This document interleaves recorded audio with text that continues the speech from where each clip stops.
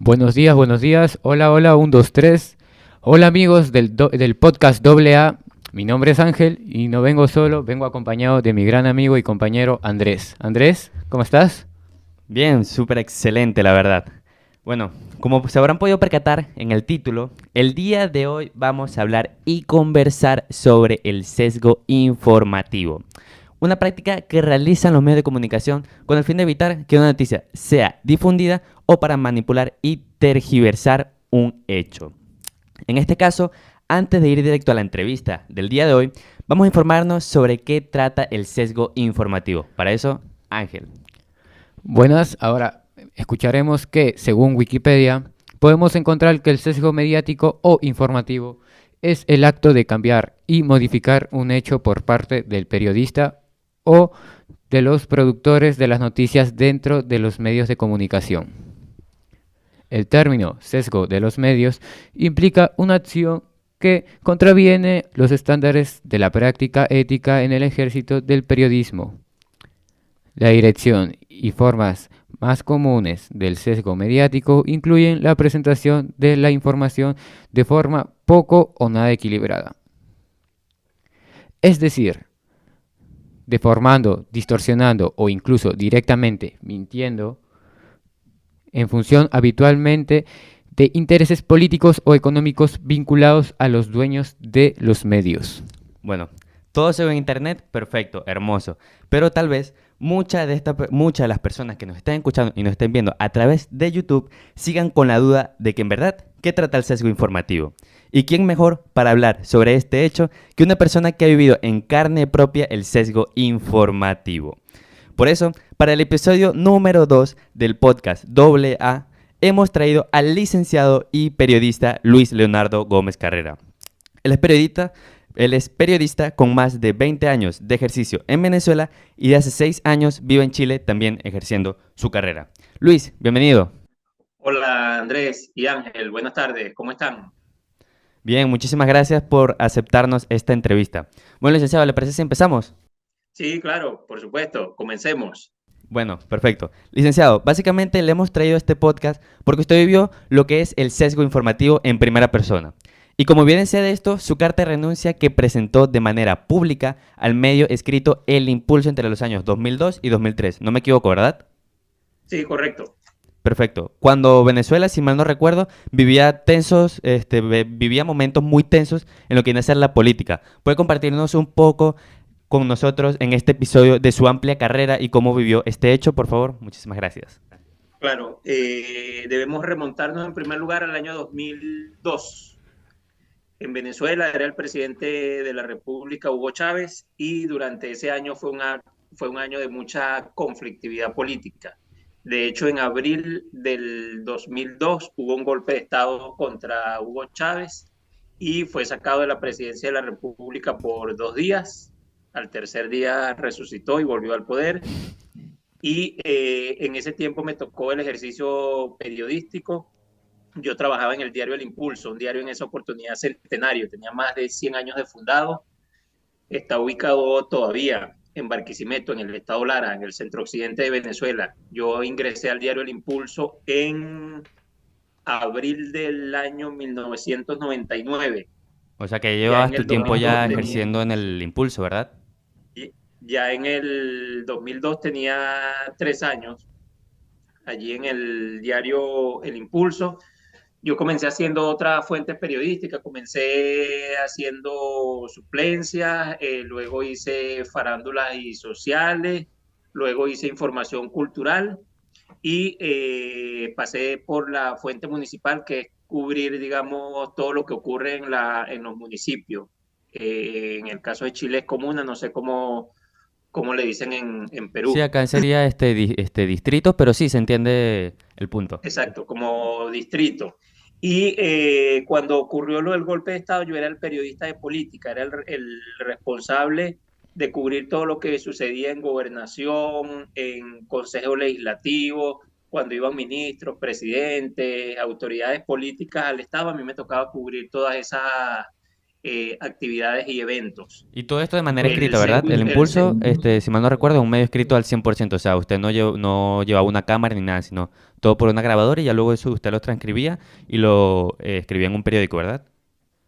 Exacto, en ese momento no existían redes sociales, era radio, televisión y periódico impreso. Y lo más leído en esa oportunidad en la región era el diario El Impulso. Allí yo, como les comentaba, era el periodista de la Fuente Política y me tocaba salir todas las mañanas a buscar información. A nosotros nos daban una página completa del periódico que teníamos que llenarla con información y nos indicaban, mira, hoy tienes que entrevistar al gobernador, hoy tienes que entrevistar al director de, no sé, de vialidad o a los diputados del Consejo Legislativo Regional, que era como el Congreso, pero en la región, en el estado. Y eso era todos los días. Nosotros trabajamos por guardia. Durante la semana trabajamos 6 días a la semana y teníamos que llenar como mínimo una página de contenido. A nosotros nos daban como que una lista de las actividades que debíamos cubrir o de las autoridades a las que debíamos entrevistar. Y luego, bueno, nosotros entregábamos el material en digital e impreso. Uno lo enviaba por la red, lo revisaba el jefe y automáticamente eso lo diagramaban en las páginas y cuando estaba ya el periódico listo, bueno, al otro día se imprimía y se vendía. ¿En qué consistió el sesgo informativo que vivimos nosotros en esa época? Como les comentaba, era un año de mucha conflictividad política. Acababa de ocurrir el golpe de Estado contra Hugo Chávez, los dueños del diario El Impulso, una familia muy tradicional, como les comentaba, este diario tiene más de 100 años en esa oportunidad, cuando yo trabajé allí. Y los dueños son de apellidos Carmona, parientes de Carmona Estanga, que fue la persona que estuvo involucrado, que fue el presidente interino cuando sale Hugo Chávez del poder. Entonces allí había toda una relación comercial y familiar que de alguna manera vinculaba al diario El Impulso con todas esas actividades de conflictividad política y comunicacional. Había una línea editorial fuertemente allí en el diario, donde era muy, muy, muy crítico. Era un diario fundamentalmente antigobierno, era un diario opositor declaradamente. No salían autoridades del gobierno o cuando salían era muchas veces para criticarlos. Y entonces la situación en la que yo estaba era muy compleja porque el gobernador era de afinidad chavista, todas las autoridades en el gobierno eran de afinidad chavista, y yo estaba en un medio evidentemente opositor. A mí efectivamente nunca sufrí, digamos, de tergiversación o de adulteración de mis notas periodísticas. Yo siempre lo que escribí, cuando salían tal cual como yo las había escrito. ¿Cuál era el sesgo que nosotros vivimos y que vivíamos a diario? Que yo salía en la mañana y me pedían entrevistas a, no sé, a 7 personas. Yo entrevistaba a las 7 personas, pero como eran autoridades del gobierno, casi nunca salían publicadas. O sea que básicamente Entonces ibas ese y trabajo de el alguna trabajo que manera, realizabas no tenía sus frutos, por así decirlo. entonces no se veía, no circulaba. Y hubo, entonces, claro, el golpe de Estado fue en abril. Digamos que nosotros guapeamos ahí, duramos abril, mayo, esos días y esas semanas subsiguientes. Bueno, salíamos todos los días a buscar información, a buscar información. Algunos periodistas le publicaban, a mí muchas veces no me publicaban. Y cuando preguntaba, no, que no había espacio, no, que no había espacio, no, que no había espacio. Y nosotros sabíamos que efectivamente sí había espacio. Sencillamente que los directores del medio, por línea editorial, no les convenía que esas informaciones o esas declaraciones de la otra parte salieran. La otra parte en este caso era el chavismo. Allí de las informaciones que salían, el 80, yo creo que como el 90% eran opositoras y un 10% del chavismo, pero como les decía, muchas veces para criticar o para burlarse de ellos. Y entonces, claro, esa situación era muy desgastante desde el punto de vista profesional, porque nosotros éramos los que dábamos la cara en la calle, por el medio. Cuando llegábamos al Consejo Legislativo, yo llegaba a la gobernación, a la rueda de prensa del gobernador y esas actividades, ellos ya últimamente ni me hablaban, me decían, ajá, pero ¿para qué te vamos a dar declaraciones si eso al final no va a salir en el impulso? Claro. Y efectivamente así era, entonces era como que desgastante y era, sentía una impotencia inmensa cuando en plena, pues yo prácticamente tenía 3, 4 años de graduado en la flor de la, de las capacidades intelectuales, uno saliendo de la universidad con todo el ímpetu, con todas las ganas de Claro, todo el demostrar conocimiento su fresco, talento. por De así hecho, a mí en el decirlo. diario, de hecho, a mí en el diario El Impulso me habían entregado reconocimiento como el mejor periodista. Yo les dije que entré en diciembre. A mí me entregaron un reconocimiento el 30 de septiembre del 2020, me entregaron otro el 26 de abril del 2022 y me entregaron otro en el 27 de junio del 2002.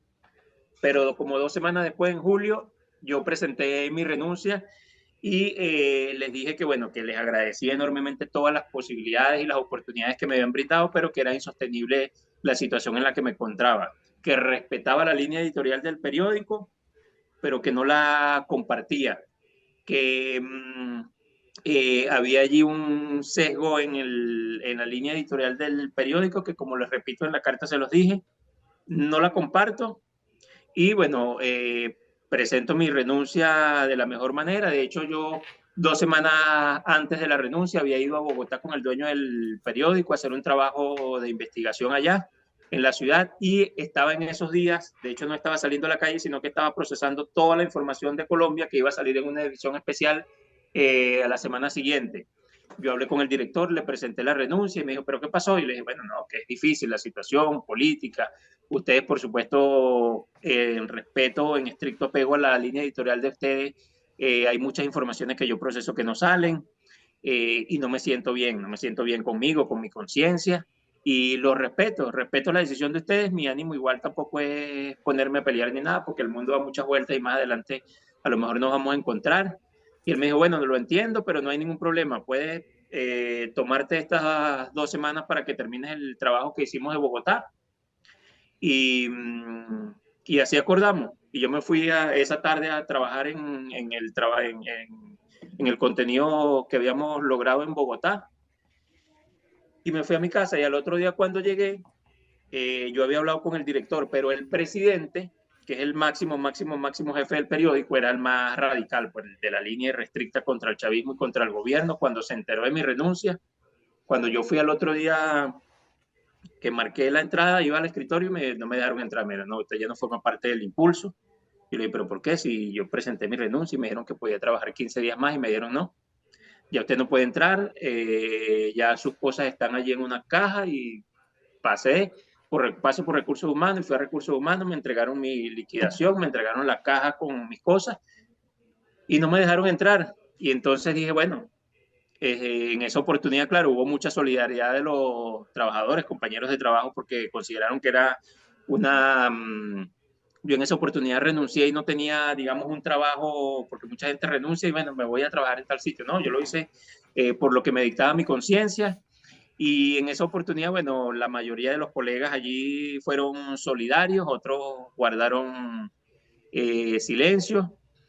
Y como la vuelta que da la vida, yo salí del impulso y los directivos me acusaron que yo me había ido porque yo era chavista. Y yo, o sea, yo de verdad no me fui por eso, yo me fui sencillamente porque existía un sesgo, porque mis notas que yo procesaba todos los días no salían en el periódico, porque ante las autoridades del gobierno yo era visto como un opositor antichavista porque los entrevistaba y la información no salía. Entonces, para las autoridades, la culpa era mía. Y para mí era una situación difícil porque yo procesaba todo eso, pero el periódico decidía no sacarla. Claro. Y entonces en esa lucha diaria yo dije, no, yo estoy en la flor de la juventud, yo estoy saliendo de la universidad, tengo muchas capacidades, muchas potencialidades y no me quiero desgastar. Respeto a los amigos del diario El Impulso, me voy con el mejor cariño y el agradecimiento y me fui. Después de algún tiempo y con el pasar de los años, yo incluso fui director de información de uno de los candidatos presidenciales contra Chávez, es decir, que cuando salía el impulso decían que yo era eh, chavista, los chavistas decían que yo era O sea, todo opositor, lo contrario. y eso indica que estábamos haciendo el trabajo, que Claro. los dos sectores nos veían con responsabilidad, con equilibrio, que uno lo que pide como periodista en este caso es que las cosas se procesen independientemente del corazoncito político que tengan los dueños, que tengan los periodistas, que todos lo tenemos, es que haya un equilibrio en el tratamiento de la información, que puedan salir las dos partes, que opinen y que al final el lector saque las conclusiones. Pero en esa oportunidad salía prácticamente una sola parte y era difícil contrastar información. Entonces, en ese sesgo informativo era al que yo hago referencia, al que viví en carne propia. Claro. Bueno, licenciado Luis, una pequeña pregunta. ¿Tuvo problemas para conseguir nuevamente un empleo como periodista? O sea, le colocaron trabas, por así decirlo, Ajá. los mismos dueños del Impulso para conseguir un nuevo empleo o pudo conseguir Mira, sin no, problema. afortunadamente se abrieron muchas puertas. Claro, yo del Impulso ganaba bien económicamente. Luego me fui a un trabajo, fue a dirigir una radio comercial que era así en las 24 horas noticias. Fui el director de esa radio. Luego me fui al periodismo institucional y de verdad que no. Al contrario, se abrieron muchas oportunidades porque eh, fui bien visto por el gremio periodístico, que veían que efectivamente había un desequilibrio en el tratamiento en la línea editorial de ese periódico, y fui uno de los pioneros, digámoslo así, que renunció denunciando lo que consideramos un sesgo periodístico, un atentado a la libertad de expresión, eh, y más que eso, el cierre de una ventana de comunicación a un sector de la población. Es decir, porque los dueños del periódico tenían una visión política, privilegiaban a los que estaban identificados con su visión política y no a los que pensaban distinto a ellos. Okay. Y bueno, algunos aplaudieron esa posición, otros la cuestionaron, pero al final el tiempo nos terminó dando la razón, y luego con el pasar del tiempo fui gran amigo de los dueños del Impulso, siempre nos veíamos, yo fui después director de información de una alcaldía y de una gobernación y siempre iba al diario El Impulso y tuve la mejor relación con ellos, y creo que ellos también respetaron mi profesionalismo, y esa relación se ha mantenido con el paso de los años. Siempre nos escribimos y estamos en contacto allí. Claro, una última pregunta que quiero hacerle yo. Usted comentó algo que me pareció muy interesante, era que a ustedes los chavistas le veían como opositor, o los opositores le veían como chavista, algo bastante parecido como le pasó a Henry Falcón en su momento, ¿no? Quien luego usted trabajó con esa persona. Tenía como ese mismo hecho, como que los chavistas lo veían como el opositor, como el malo, los opositores lo seguían viendo como chavista y todavía no toleraban ese traspaso que Henry Falcón tuvo de ser chavista opositor, bastante parecido, ¿no? Y a la final, como coincidencia imposible, terminaron trabajando juntos. En eso coincidimos mucho porque nos identificamos con el centro político, alejado de los extremos, del extremo del chavismo radical y del oposicionismo radical. Creemos que hay cosas importantes en los dos sectores. Somos promotores, y yo soy promotor siempre del diálogo, del entendimiento, de que las diferencias se resuelven conversando, y el periodismo debe ser eso, debe ser un espacio para el encuentro de quienes piensan distinto, donde se expresen todas las visiones, y que los ciudadanos que tengan el acceso a esos medios, en este caso ahora que son más vistas las redes sociales, en las redes sociales se expresan todas las opiniones, y cada quien desde su teléfono, desde su computador, saca sus conclusiones, ve lo que opina uno, ve lo que opina el otro, y creo que como comunicadores sociales debemos siempre ser promotores de esa pluralidad, de la democracia, de que todos tengan acceso a expresarse, a expresar sus opiniones, y que los ciudadanos libremente puedan sacar sus conclusiones. Claro, perfecto. Muy, bueno, licenciado Luis, muchísimas gracias por haber aceptado la invitación al podcast AA.